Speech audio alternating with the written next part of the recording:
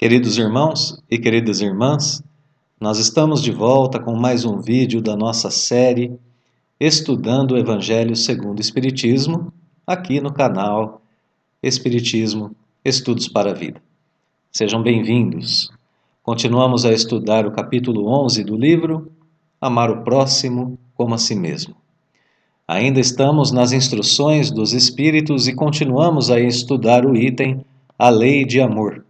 Agora, a segunda instrução desse item, a lei de amor, correspondente ao subitem 9, que é composto por 6 parágrafos com a instrução de 1861 do espírito Fenelon.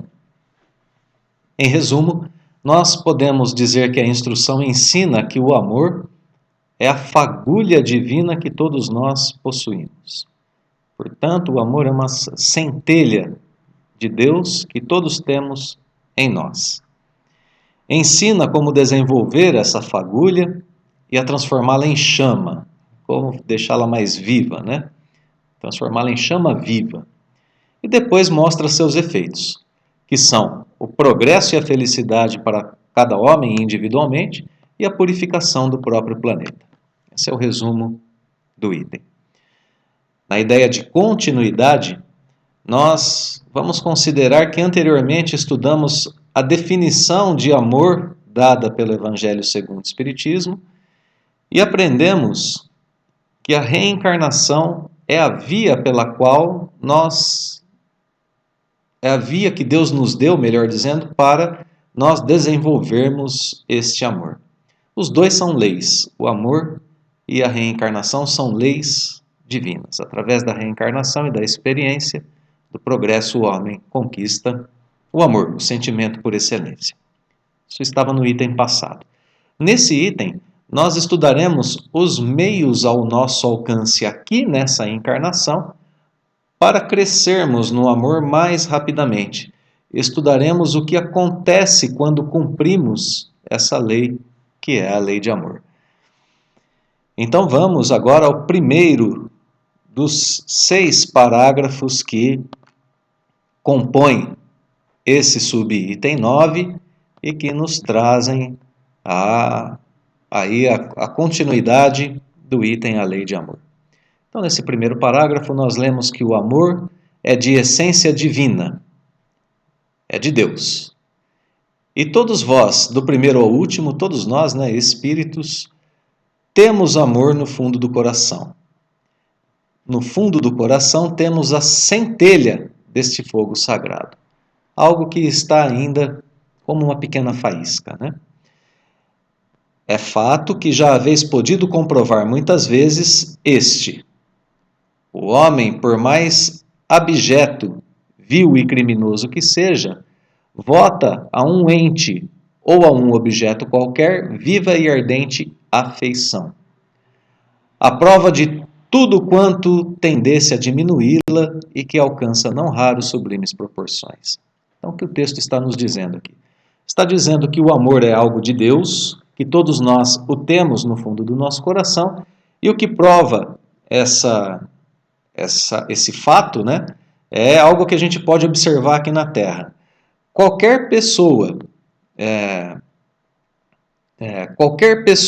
por mais abjeta que seja, por mais desprezível que seja, tem afeição por algo. Então, aqui a centelha divina, o amor que não é ainda aquele sentimento por excelência definido no item anterior, essa centelha é chamada aqui de afeição.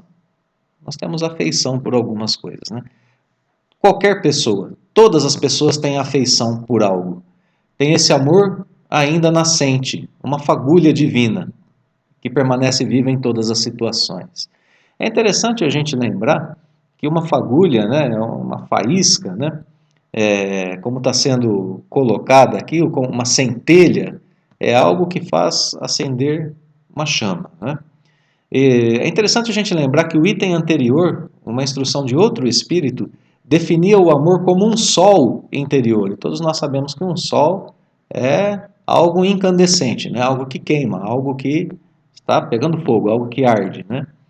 Aqui temos a ideia, então, portanto, de algo que precisa ser inflamado em nós, que precisa, de fato, ser crescer, né? Que precisa mesmo brilhar, precisa aquecer, precisa mesmo passar por esse processo de incandescência, né? Precisa ser atiçado até se tornar uma chama interna poderosa, né? Então, é muito interessante comparar as duas mensagens em relação, as duas instruções, né, em relação a essa consideração sobre o que é o amor. Então, todos temos, e o que prova isso é que mesmo o homem mau, o criminoso, aquele que é o homem mais desprezível, todos eles têm afeição por um ente ou um objeto. Tanto faz, né? Todos nós temos afeição em algum nível. E essa percepção é o que prova que todos têm em si a fagulha do amor, que todos têm em si o amor. Vamos ao segundo parágrafo. Ele continua suas explicações aqui, nesse segundo parágrafo, que são muito importantes para a gente entender o que está sendo dito, né? A um ente ou um objeto qualquer, disse eu, porque há entre vós indivíduos que, com o coração a transbordar de amor, despendem tesouros desse sentimento com animais, plantas e até com coisas materiais. Espécies de misantropos que, a se queixarem da humanidade em geral e a resistirem ao pendor natural de suas almas, que buscam em torno de si a afeição e a simpatia, rebaixam a lei de amor à condição de instinto. Então vamos entender essa primeira parte das duas em que nós separamos esse parágrafo, né? Ele disse anteriormente que todas as pessoas devotam afeição a um ente ou a um objeto qualquer. Bom, aqui ele diz que ente ou objeto, ente pode ser uma pessoa, pode ser, como ele disse aqui, né, um animal, uma planta, objetos, coisas materiais, né? Essas pessoas são tipos de misantropos. Misantropo é aquele que odeia a humanidade, aquele que sente aversão às pessoas, é aquele que não gosta de gente, né? Gente que não gosta de gente.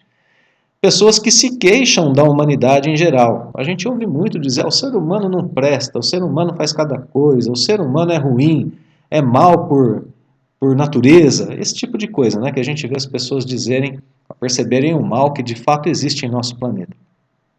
Mas nós estamos sendo ensinados aqui o contrário disso, que todos nós temos amor. Então essas pessoas que são misantropos, né, que despendem tesouros desse sentimento chamado amor, apenas a plantas, a animais e a objetos, quando eles fazem isso, estão indo contra a sua própria natureza de buscar em torno de si a afeição e simpatia. E estão rebaixando a lei de amor, essa lei que nos diz que nós devemos amar o próximo, devotar amor às outras pessoas. Essas pessoas estão rebaixando a lei de amor à condição de instinto. Isso significa estar contra a sua própria natureza. Não é natural do ser humano querer afeição, querer o amor em torno de si. É natural do ser humano amar outros seres humanos. E quando sufoca isso em si mesmo, por causa do mal que vê em certas pessoas, não em todas, mas em certas pessoas, ela está travando o seu progresso. Porque o amor é uma lei. O amor é uma lei, pode ser sentido em favor de todas as criaturas, em favor mesmo das plantas, dos animais. Mas o problema denotado aqui é quando a pessoa sente amor, sente afeição apenas por plantas, apenas por animais e etc. Já que o homem é parte, já com alguma elevação da criação de Deus. Lembremos, né? Amar o próximo é semelhante a amar Deus. Então todos os homens contêm uma centelha divina em si, contém o amor. Bem, então, o homem é parte da criação de Deus, já com alguma elevação, já com uma elevação superior a plantas e animais, etc. É preciso desenvolver esse amor em nós mesmos, porque isso também não é uma chama, não é um calor, a chama aquece, a chama ilumina.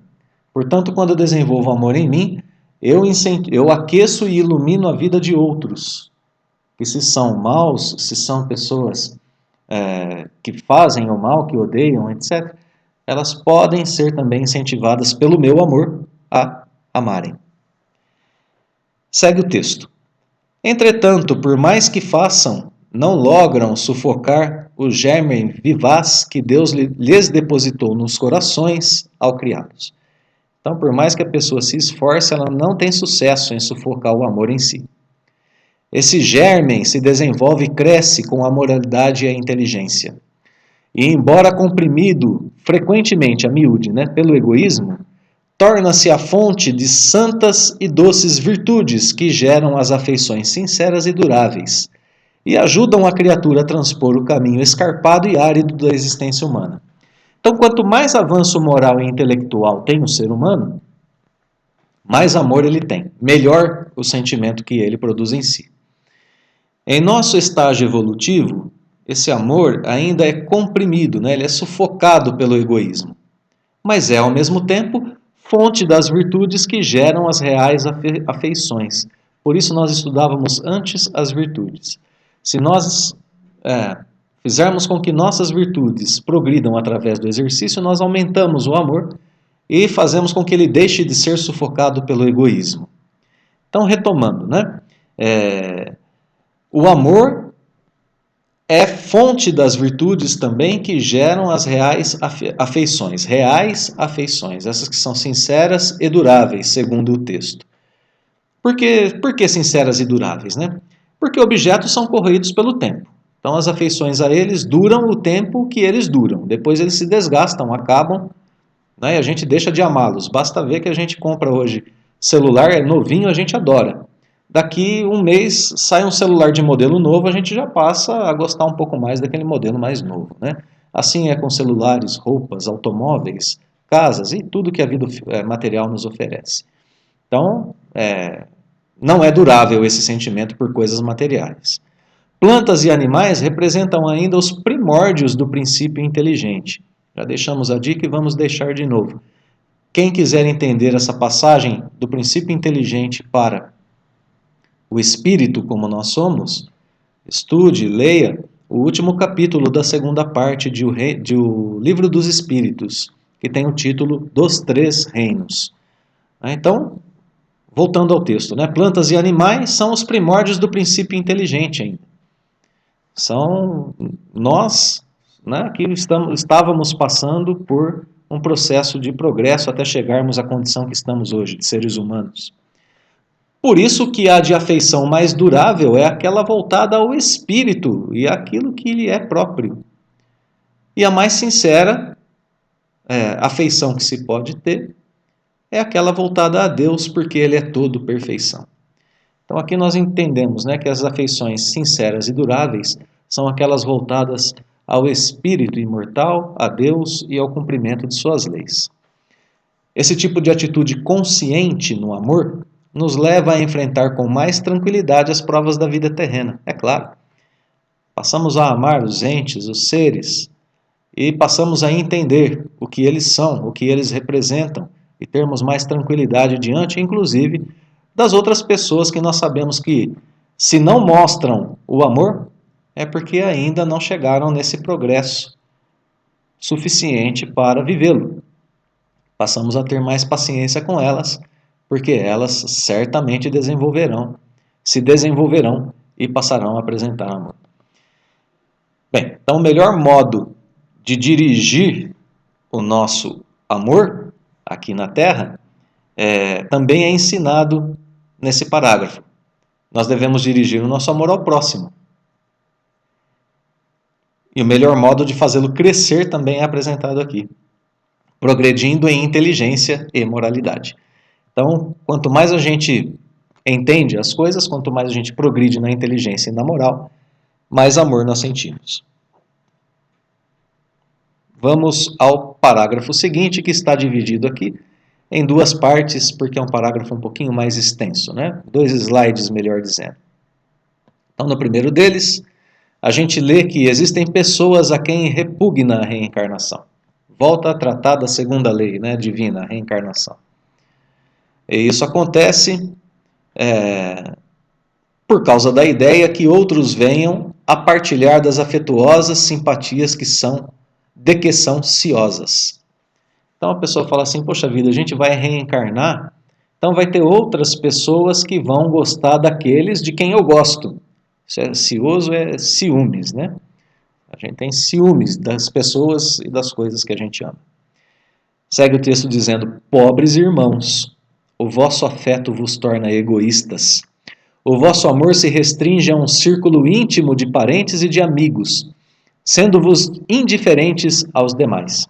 Pois bem, para praticardes a lei de amor, tal como Deus o entende, preciso se faz chegueis passo a passo a amar a todos os vossos irmãos indistintamente. A tarefa é longa e difícil, mas cumprir-se-á.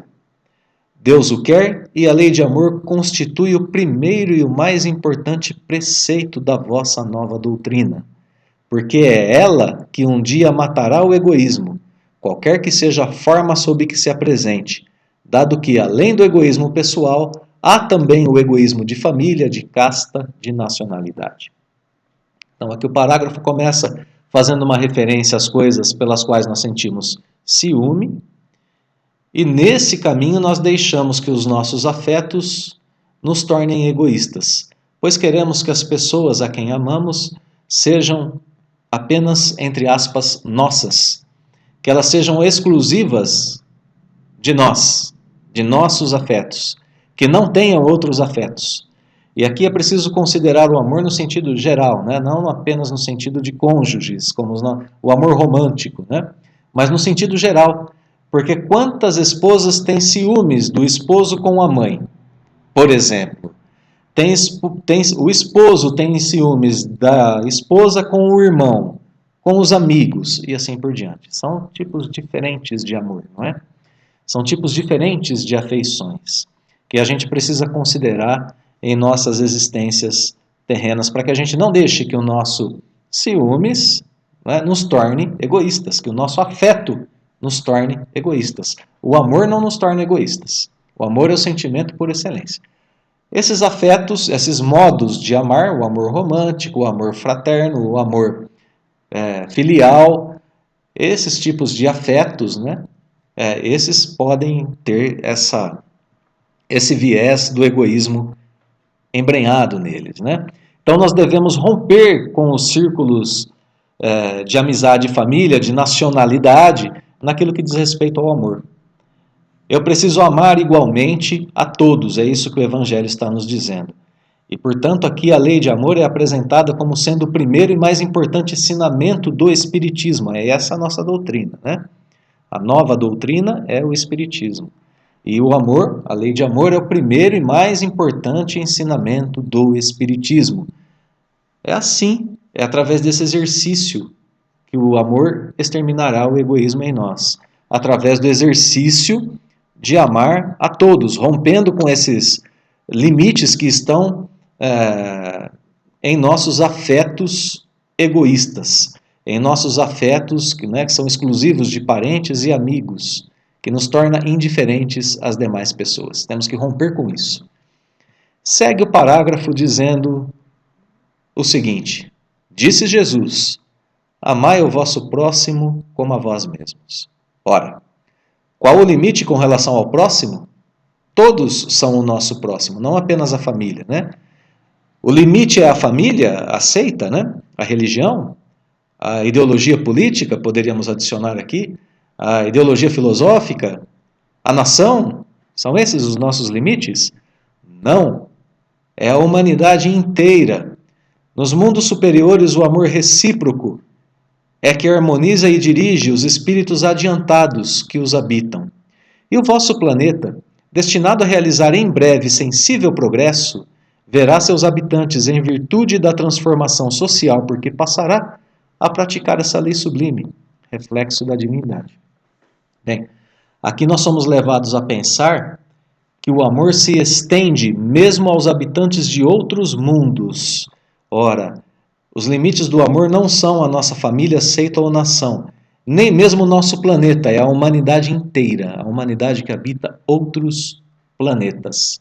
Estamos rompendo aqui com todos os limites imagináveis, né, que a gente podia ter em relação à nossa vida aqui, a nossa vida como filhos de Deus, né? Estende-se mesmo aos habitantes de outros mundos, de mundos superiores, de mundos inferiores e assim por diante. Então, somos levados, né, a pensar aqui que nós teremos um progresso sensível pelo qual passaremos em nosso planeta, e esse progresso é o motivo pelo qual passaremos a praticar essa lei. Então, progrediremos, né? Isso significa que estaremos mais atentos e abertos à lei de amor, com maior inclinação a praticá-la. É essa mudança sensível que teremos, né? Definir essa lei de amor como um reflexo da divindade, como é feito aqui no texto, né?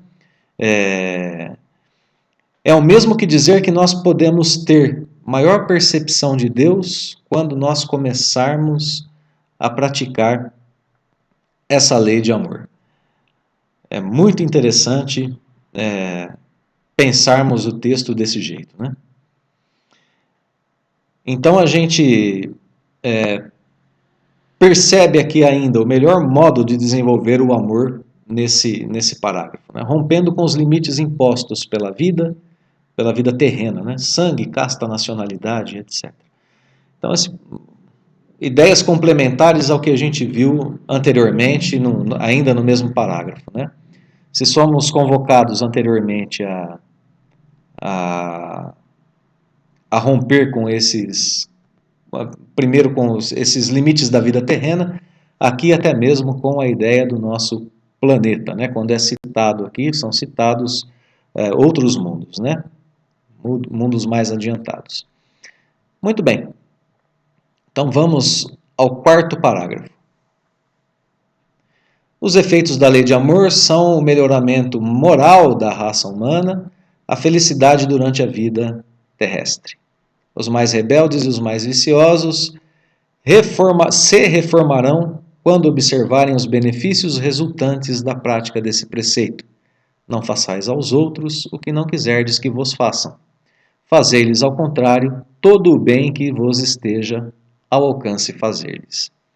Então, nesse quarto parágrafo, nós vemos os efeitos da lei de amor. Vemos que esses efeitos são benéficos para todos. Felicidade àqueles que já a praticam e reforma daqueles que observam a prática do ensinamento. Por isso dizíamos, né, que é obrigação de todos nós devotar amor, mesmo por aqueles que não nos correspondem, porque é por esse caminho que eles irão começar a observar os efeitos e começar a tentar também a desenvolver em si. Os efeitos do amor no ser humano, individualmente falando, estão expostos aqui. Vamos ao quinto e penúltimo parágrafo. Não acrediteis na esterilidade e no endurecimento do coração humano. Ao amor verdadeiro, ele, ao seu mau grado, cede. É um ímã a que não lhe é possível resistir. O contato desse amor vivifica e fecunda os germens que dele existem, em estado latente, nos vossos corações.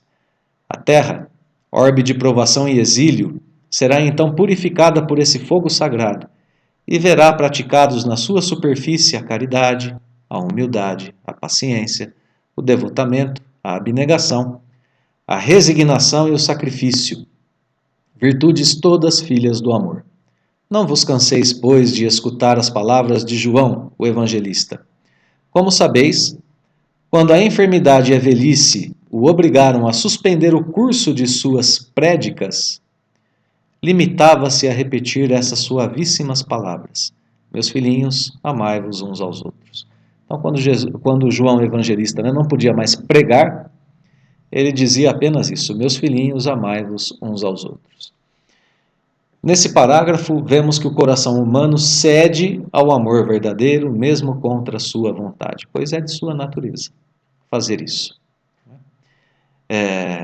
Então, quando nós lemos, né, que o contato desse amor vivifica e fecunda os germes que dele existem em estado latente nos vossos corações, nós podemos daqui concluir que o amor é contagioso, se é que assim podemos nos expressar, né? Quando nós amamos, outras pessoas sentem-se incentivadas ao mesmo. Muito bem. E desse amor, esse amor tem filhos, não é? Que vão nascendo aqui. O amor ajuda a desenvolvermos a caridade, a humildade, a paciência, todas essas virtudes que nós lemos aqui no parágrafo. Nós podemos dizer assim que, do nosso estudo até agora, concluímos que quando nós exercitamos as virtudes, nós crescemos no amor. E que quando nós amamos, nós crescemos nas virtudes. É um círculo virtuoso, né? Um círculo de crescimento dentro de um exercício de um sentimento e de ações. Então, ações caridosas, humildes, pacientes, devotadas, abnegadas, enfim, todas essas ações fazem com que nós cresçamos no amor. E quando nós fazemos essas ações porque sentimos amor, então nós crescemos ainda mais nessas virtudes. É um círculo, né, que se autoalimenta, causando o progresso do espírito que se propõe a ela, né? Estamos estudando aqui ainda os efeitos do amor. Agora, os efeitos na sociedade. Os efeitos que o amor causa em nível social, pois serão as virtudes que guiarão o novo modo de se relacionar com o próximo, nessa mudança prometida ao nosso planeta, né? Que é, por enquanto, de provação e exílio, mas que será purificada por esse fogo sagrado.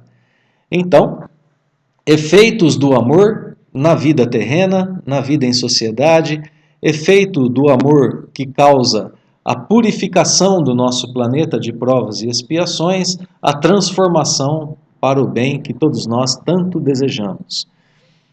Sigamos todos nós, então, o exemplo ou o ensinamento de João Evangelista, que nos deu o resumo maior da lei e dos profetas, seguindo o exemplo do próprio Cristo, né?